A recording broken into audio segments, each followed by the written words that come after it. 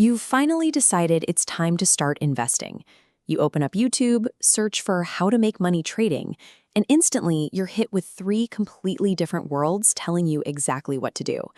One video tells you stocks are the safest way to build wealth. The next says crypto is the future of money. Then a third pops up claiming you can make thousands a day trading Forex right from your laptop. Faced with all these promises, most beginners don't pick just one. They try to tackle all three markets at the exact same time. Instead of building wealth, jumping between strategies usually leads to confusion, frustration, and watching your initial savings disappear. The real barrier to making money isn't a lack of opportunity in these markets. It's the lack of structural focus and sequential learning. Most new investors start out by asking, which market makes the most money? That is the wrong question. The smarter approach is to ask, which environment will force me to build the right financial habits without destroying my savings in the process? Look at this chart. We need to evaluate these markets by weighing the emotional discipline they require on the bottom axis against the volatility and risk of losing everything on the side axis. Learning to invest through foundational markets is like learning to drive in a normal sedan. You figure out the brakes, you check your blind spots, and you build confidence. Jumping straight into highly leveraged, volatile markets is like trying to learn in a Formula One car. Technically possible, but the risk of crashing is incredibly high. As a beginner, you have to purposely choose a forgiving environment that lets you make small mistakes, rather than a highly optimized one that punishes you for them. Let's start with stocks. When you buy a share, you are purchasing a fractional piece of a real productive business. You're buying into established operations, like Microsoft, that have massive, steady revenues and proven infrastructure. As companies expand physical operations and deliver services, like Amazon deploying thousands of delivery vans to dominate retail, the underlying value of your share increases. Historically, broad collections of these large companies, like the S&P 500, have returned roughly 10% annually on average over the long term. The trade-off is that building wealth here relies entirely on the slow math of compounding over decades. There are no overnight flips. That pace makes the stock market the ideal starting point. It naturally enforces patience, forces you to think about business valuations, and builds the habits you need to survive everywhere else. Crypto operates on an entirely different spectrum. Instead of owning part of a cash-flowing company, you're buying into digital assets, decentralized payment systems, and often speculative hype. This chart shows the undeniable upside. Bitcoin has delivered dramatic price increases, spiking from around $1 in 2011 to over $60,000. But look at what happens on the way up.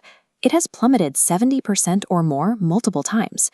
These massive, rapid swings prey directly on basic human fear and greed.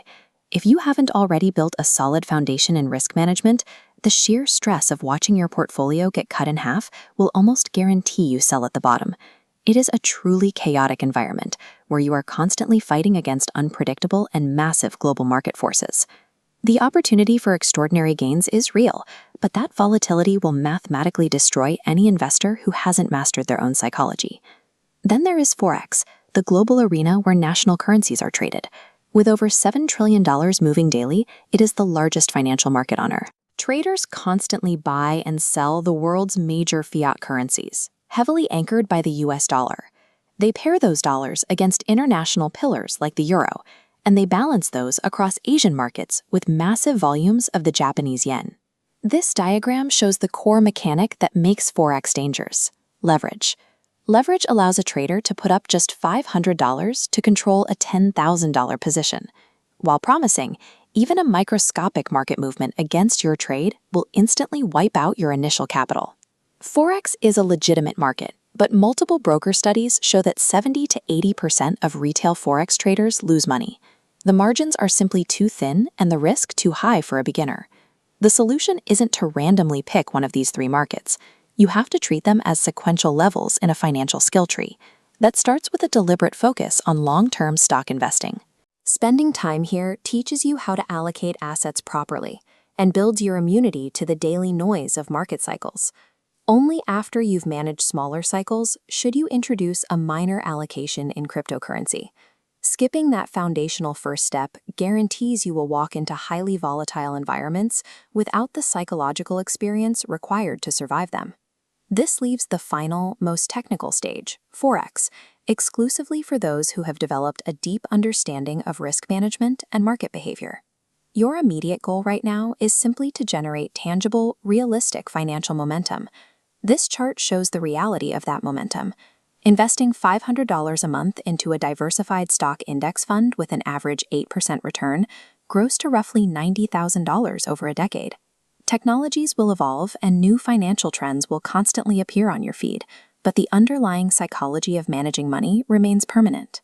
The goal isn't to find the highest possible return on your first day. It's to build a set of skills and a sense of discipline that grows your wealth for a lifetime.